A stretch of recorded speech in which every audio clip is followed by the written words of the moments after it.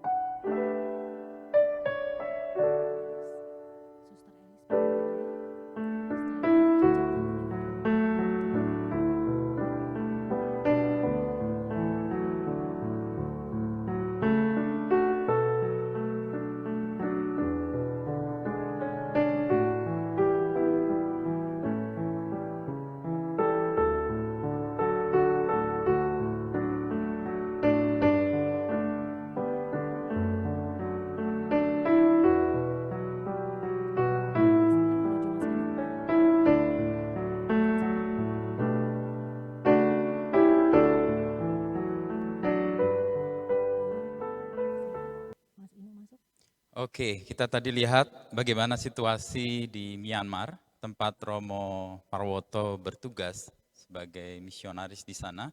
Dan kita lihat bagaimana situasi kondisi di sana. Kita akan menyapa pertama Romo Parwoto. Apakah sudah bisa bergabung? Halo Romo, Toto apa kabar Romo? Suaranya kayaknya masih di mute Romo.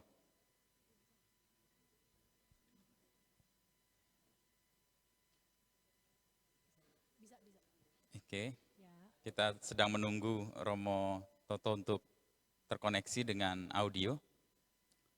Oke. Sudah? Halo Romo Toto, apa kabar? Pastiin audionya aman, jelas. Menglaba, selamat Paskah. Selamat Paskah Romo Toto. Bagaimana kabar di Myanmar hari-hari ini setelah kita mendengar kisah banyak peristiwa politik dan banyak pengungsian di sana? Bisa diceritakan Romo? Ya, sebenarnya maunya ya merayakan Paskah ya hari-hari ini tuh. Tapi rasa-rasanya kalau teman-teman yang ada di pengungsian itu masih apa? Seperti masih di Jumat Agung. Ya. Jadi mereka masih ada di tenda-tenda, bahkan yang misalnya kalau hari ini di sini tuh hujan, saya itu membayangkan mereka yang di tempat pengungsian itu pasti juga kehujanan.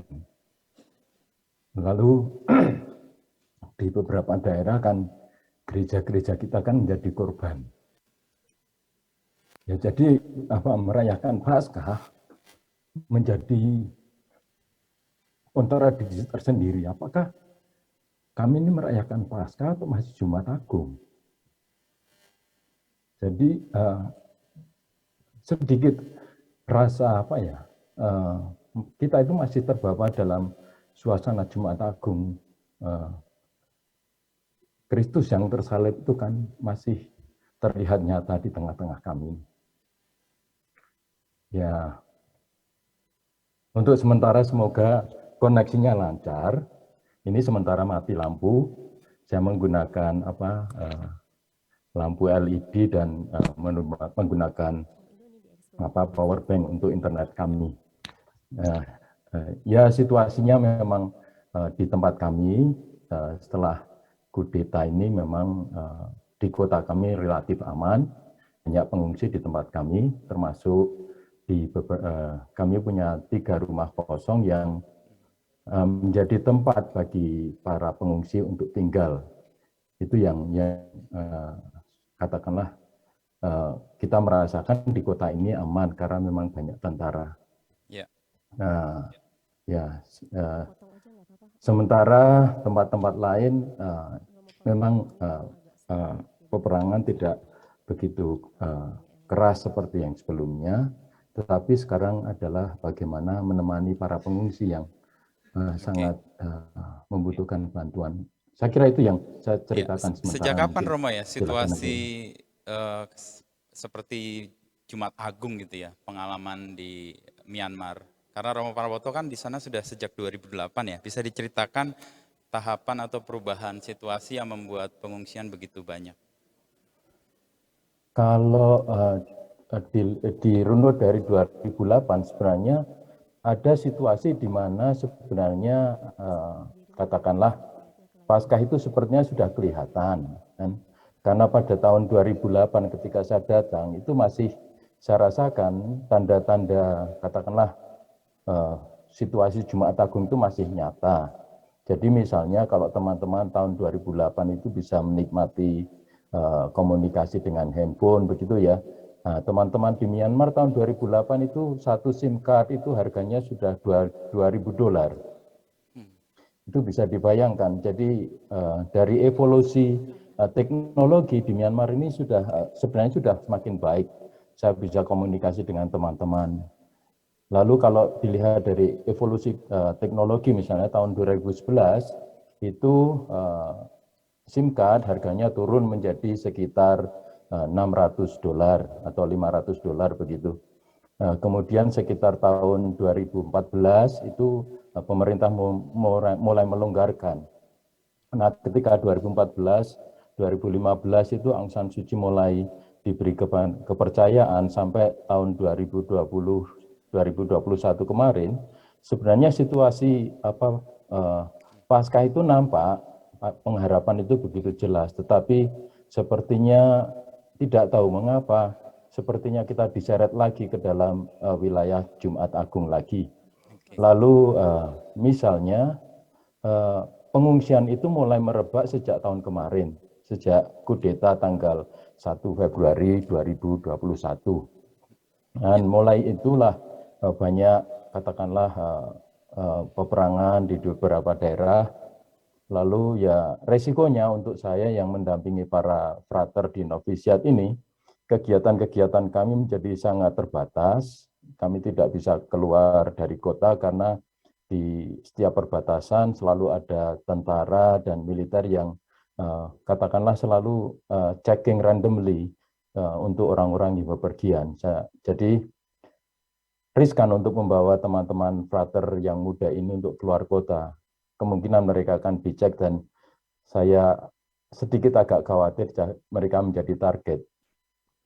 Lalu untuk pengungsian sendiri di daerah yang namanya Loiko itu sekitar 3 jam dari tempat kami, itu kota dan desanya sudah menjadi katakanlah tempat peperangan, gereja-gereja menjadi korban, lalu para pengungsi sekarang mengalir di tempat saya tinggal ini di kota Taungji. Terima kasih. Ya, Romo, ada bisa diceritakan pengalaman di Indonesia atau hal yang diperoleh di Indonesia yang kemudian bisa diterapkan atau bisa dipakai untuk mendampingi para frater dan misi di Myanmar? Kalau itu saya berangkat dari pengalaman saya di rumah. Bapak ibu saya dulunya Islam. Bapak baptis, kemudian ketika saya lulus universitas, lalu ibu saya sampai sekarang masih Islam, 2 adik saya Islam. Jadi interreligious dialog dalam rumah kami itu sudah sangat kental. Jadi bertemu dengan orang-orang yang berbeda itu bagi saya sudah tidak menjadi hal yang asing. Itu yang pertama. Kemudian pengalaman yang kedua ketika saya ditugaskan di Kamboja juga saya bertemu dengan orang-orang Buddha. Lalu hampir 2 tahun itu bertugas di sana saya juga tidak pernah menggunakan jubah. Saya kira pertemuan dengan orang-orang yang berbeda di Myanmar ini saya kira menjadi katakanlah penguatan bahwa Allah itu ditemukan tidak hanya di kalangan atau di kaum kita sendiri Kristen, tapi juga orang-orang di luar agama kita. Dan itu yang pertama saya rasakan sebagai yang membekali saya untuk masuk di wilayah komunitas Buddha yang tidak terlalu, bagi saya tidak menjadi suatu hal yang baru. Kemudian pengalaman saya dengan Romo Wejen, mungkin teman-teman tahu Romo Wejen. Romo Wejen itu salah satu Romo ahli sejarah, tinggal di komunitas Kolsani di Jogja. Itu waktu saya kecil saya belum baptis, tetapi saya selalu main ke beliau. Saya minta air, Romo minta air. Lalu pertemuan saya dengan Romo ini kok seakan-akan mengesankan saya bahwa ada sesuatu yang nilai yang dibagikan untuk saya. Lalu salah satu mimpi saya sebenarnya adalah ya membagikan apa yang saya miliki, apa yang saya terima dari keluarga saya, dari formasi saya di novisiat, di Jakarta, di Triarkara itu ya dibagikan dengan siapapun kepada teman-teman yang ada di sini. Nah, terutama teman-teman yang ada di dalam komunitas novisiat ini.